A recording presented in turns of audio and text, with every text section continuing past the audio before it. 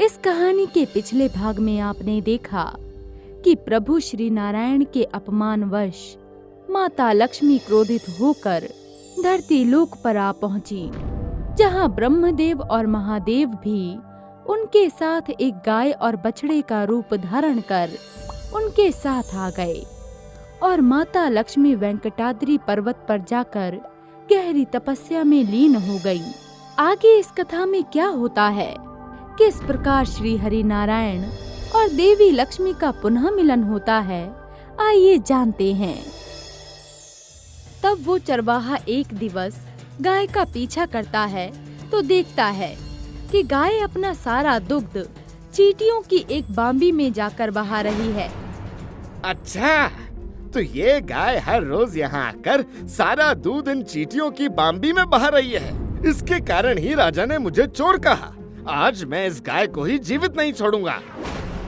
ऐसा कहकर चरवाहा गाय पर अपनी कुल्हाड़ी से प्रहार करता है, किंतु उसी क्षण भगवान श्रीनिवास चींटियों की बांबी से बाहर आ रहे होते हैं और इस कारणवश वो कुल्हाड़ी उनके मस्तक पर आ लगती है, जिससे भगवान श्रीनिवास घायल हो जाते हैं और एक मासूम जीव गाय पर प्रहार करने के अपराध के कारण भगवान श्रीनिवास उसी कुल्हाड़ी से चरवाहे का वध कर देते हैं। तभी गाय और चरवाहे को ढूंढते राजा चौल भी वहां आ पहुंचते हैं और चरवाहे को मृत देखकर राजा चोल उसके साथ ऐसा करने वाले के बारे में अपशब्द कहने लगते हैं। तभी क्रोध से भरे भगवान श्रीनिवास राजा चोल से कहते हैं, राजा चौल, एक सेवक के अपराध में उसका स्वामी भी बराबर का भागीदार होता है, इसलिए तुम भी दंड के अधिकारी हो। मैं तुम्हें श्राप देता हूँ कि तुम अपने इस जंग की बची हुई समय अवधि को एक राक्षस के रूप में व्यतीत करोगे। भगवान श्रीनिवास के मुख से ये सुनकर राजा चोल अत्यंत दुखी हो गए और क्षमा याचना करने लगे। तब भगवान श्रीनिवास ने अपना क्रोध शांत करते हुए राजा चोल को ये वरदान दिया कि अपने अगले जन्म में आप राजा आकाश राजन के रूप में जन्म लेंगे और आपकी पुत्री पद्मवती से मेरा विवाह होगा। इसके पश्चात भगवान श्रीनिवास अपने घाव का उपचार कराने हेतु बकुला माई के पास जा पहुंचते हैं, जिन्होंने पूर्व जन्म में उनकी माता यशोदा के रूप में उनका पालन पोषण किया था। बकुला माई भगवान श्रीनिवास के घाव को साफ कर उनका अच्छे से उपचार करती हैं और भगवान श्रीनिवास माता लक्ष्मी के पद्मावती रूप में जन्म होने की प्रतीक्षा करते हुए बकुला माई के साथ पृथ्वी लोक पर ही निवास करते हैं। कुछ कालखंड के उपरांत भगवान श्रीनिवास के वरदान स्वरूप राजा चोल अब राजा आकाश राजन के रूप में जन्म लेते हैं और उनका विवाह रानी चंद्रिका के साथ संपन्न होता है। किंतु धन वैभव होने के पश्चात भी राजा और रानी संतान के सुख से वंचित होते हैं। तब वो गुरु शुक्राचार्य के आदेशानुसार संतान प्राप्ति के लिए एक यज्ञ करते हैं।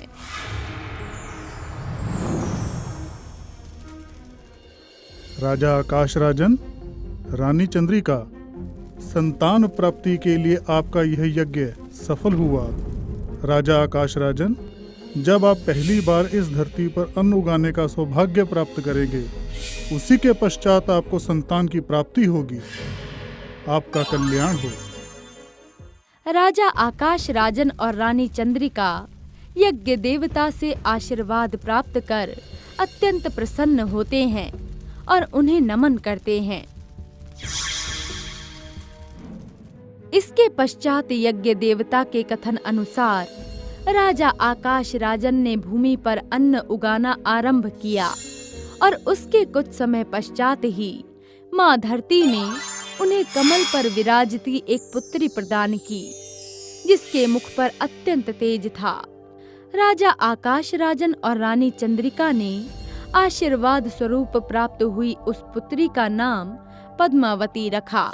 कुछ वर्षों पश्चात पद्मावती विवाह योग्य हुई और एक दिवस जब वो अपनी सखियों के साथ बगीचे में विहार कर रही थीं कि अचानक एक हाथी ने बगीचे में आकर विध्वंस करना आरंभ कर दिया। राजकुमारी पद्मावती के साथ आई सभी सखियां एवं सैनिक उस हाथी को देखकर इधर-उधर भागने लगे, किंतु उसी क्षण भगवान श्रीनिवास ने आकर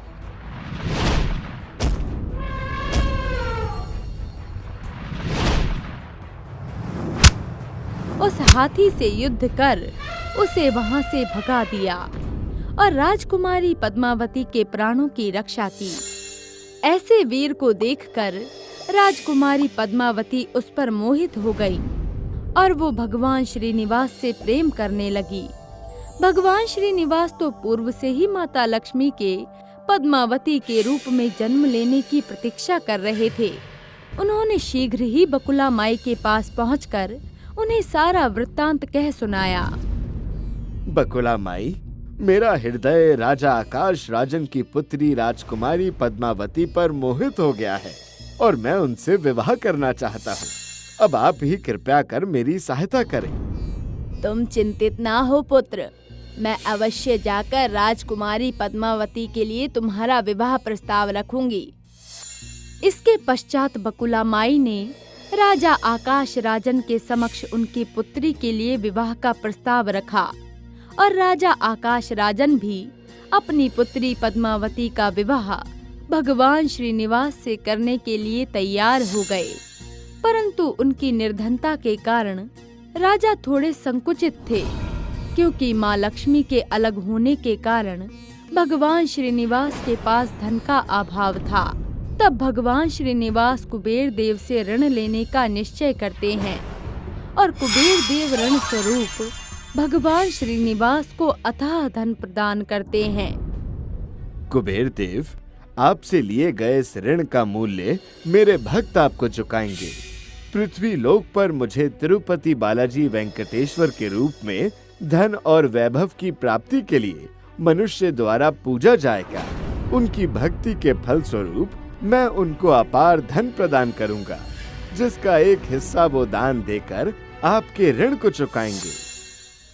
इसके पश्चात भगवान श्रीनिवास का विवाह राजकुमारी पद्मावती के साथ संपन्न होता है, किंतु अपने स्वामी का विवाह राजकुमारी पद्मावती के साथ होते हुए देख माँ लक्ष्मी वहां प्रकट हुई। स्वामी, आप मेरे होते हुए किसी अन्य से विवाह कैसे कर सकते हैं? उत्तर दीजिए स्वामी। देवी लक्ष्मी और उन्हीं के स्वरूप राजकुमारी पद्मावती दोनों को अपने समक्ष पाकर भगवान श्रीनिवास ने स्वयं को एक मूर्ति के रूप में परिवर्तित कर लिया और अपने स्वामी को इस रूप में देखकर माता लक्ष्मी और देवी पद्मावती भी मूर्ति के रूप में परिवर्तित हो गई और उनके साथ ही वहां स्थापित हो गईं। इसके पश्चात भगवान विष्णु के इस स्वरूप को भगवान तिरुपति बालाजी वेंकटेश्वर के रूप में पूजा जाने लगा। आज भी लाखों की संख्या में श्रद्धालु भगवान तिरुपति बालाजी वेंकटेश्वर के दर्शन करने आते हैं। प्रिय भक्तों, भगवान के हर स्वरूप के पीछे उनकी कोई ना कोई लीला अवश्य छुपी होती है, जिसका उद्देश्य सदैव ही सृष्टि का कल्याण होता है। अगर आपको ये वीडियो अच्छी लगी हो